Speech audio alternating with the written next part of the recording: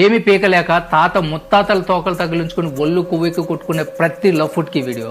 కులం పేరుతో మన లఫుట్ గల్ చేసే దారుణాలు వినండి. అద్దె కోసం నీ గడప తొక్కితే నీ నోటి నుంచి వచ్చే మొదటి కోత. ఏం కులం అండి మీది? అబ్బా ఎంత సంస్కారం నీది. ఆ ఇల్లు కట్టడానికి రాయి మోసిన కూలి చెమటలో ఏ కులం వాసన ఉందో చూసావా? ఆ గోడలకు రంగులేసిన పెయింటర్ చేతిలో ఏ కులం మరక ఉందో అడిగావా? మరి అద్దె కోసం వచ్చిన వాళ్ళని ఏ కులం అండి మీది అని ఎందుకు అడుగుతున్నావు లఫోట్? నీ జేబులో ఉన్న గాంధీ నోట్లు పొద్దున ఏ చేపలు అమ్మేవాడి చేతుల్లో నలిగిందో, ఏ గుట్కా నమ్మేవాడి జేబులో తడిసిందో ఎవరికి తెలుసు? నోటు మీద ఉన్న గాంధీకి లేని అంటరానితనం దాన్ని జోబులో పెట్టుకునే నీకెందుకు? సిమెంట్ కి ఇటుకకి లేని కులం అందులో ఉండే మనిషికి ఎందుకు? మన సమాజంలో కుల పిచ్చి ఎంత సెలెక్టివ్ గా ఉందో చూడండి. బార్ షాప్ లో పక్కనోడి కులం సర్టిఫికేట్ అడుగుతావా? అక్కడ గ్లాసు తడవాలి, గొంతులో మందు దిగాలి అంతే. అంటే నీ యుగోని, నీ కుల గర్జిని కరిగించే శక్తి ఆ లెక్కరికి ఉందా?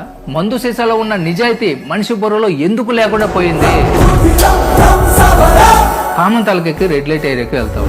అక్కడ చీకటి గదిలో నువ్వు ఏ కులం దానివి, నీ గోత్రం ఏంటి అని అడిగి దాంతో పడుకుంటావా? లేదు కదా. ఎందుకంటే అక్కడ ఆకలి శరీరంది. అంటే కామ ఉందో కులం కూడా దిగదోడిపే కదా.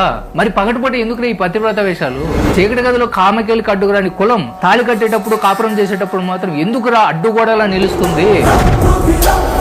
నువ్వు ఐసీయూలో బెడ్ మీద చావు బ్రతుకులు కుట్టుమిట్టాడుతున్నప్పుడు డాక్టర్ వచ్చి రక్తం కావాలని అంటే నా కులం రక్తం అయితే